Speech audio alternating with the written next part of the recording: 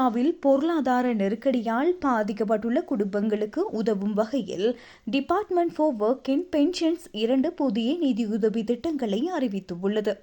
தற்போது நடைமுறையில் உள்ள ஹவுஸ் ஹோல்டு சப்போர்ட் ஃபண்ட் திட்டத்திற்கு பதிலாக ஏப்ரல் மாதம் 1ஆம் தேதி முதல் இந்த புதிய மாற்றங்கள் அமுலுக்கு வருகின்றன. சுமார் 1 பில்லியன் பவுண்ட் நிதி ஒதுக்கீட்டில் அறிமுகமாகும் இந்த கிரைசிஸ் அண்ட் ரெசிலியன்ஸ் ஃபண்ட் திட்டத்தின் கீழ் 2 கொடுப்பனவுகள் வழங்கப்பட உள்ளன. திடீர் நிதி நெருக்கடியை சந்திக்கும் நபர்களுக்கு உடனடி உதவியை வழங்குவதே இதன் நோக்கமாகும். இது நன்மைகள் பெறுபவர்களுக்கு மட்டும் மட்டுப்படுத்தப்படவில்லை. திடீர் வருமான இழப்பு அல்லது எதிர்பாராத செலவுகளால் பாதிக்கப்பட்ட எவரும் இதற்கு விண்ணப்பிக்கலாம். நிலைமை மோசமடைவதை தடுத்து அவசர தேவைகளை ஈடுகட்ட உள்ளூர் அதிகார சபைகள் ஊடாக இந்த உதவி வழங்கப்படும்.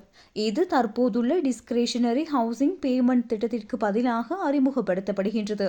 வாடகை மற்றும் வீட்டு வசதி தொடர்பான செலவுகளை சமாளிக்க முடியாதவர்களுக்கு இது பெரும் உதவியாக அமையும். வீட்டு வாடகை முற்பணம், வாடகை வைப்பு பணம், வாடகை பற்றாக்குறை அல்லது வீடு மாறும் போது ஏற்படும் செலவுகள் போன்றவற்றுக்கு இதனை பெற்றுக்கொள்ளலாம். வறுமையை ஒழிக்கவும் குடும்பங்களுக்கு பாதுகாப்பை வழங்கவும் நாங்கள் கடமைப்பட்டுள்ளோம். இந்த புதிய நிதியுதவி திட்டம் மக்கள் கடும் நெருக்கடிக்குள் தள்ளப்படுவதை தடுத்து அவர்களுக்கு தேவையான அவசர நிதி உதவியை உறுதிப்படுத்தும் என அரசாங்க பேச்சாளர் தெரிவித்துள்ளார்.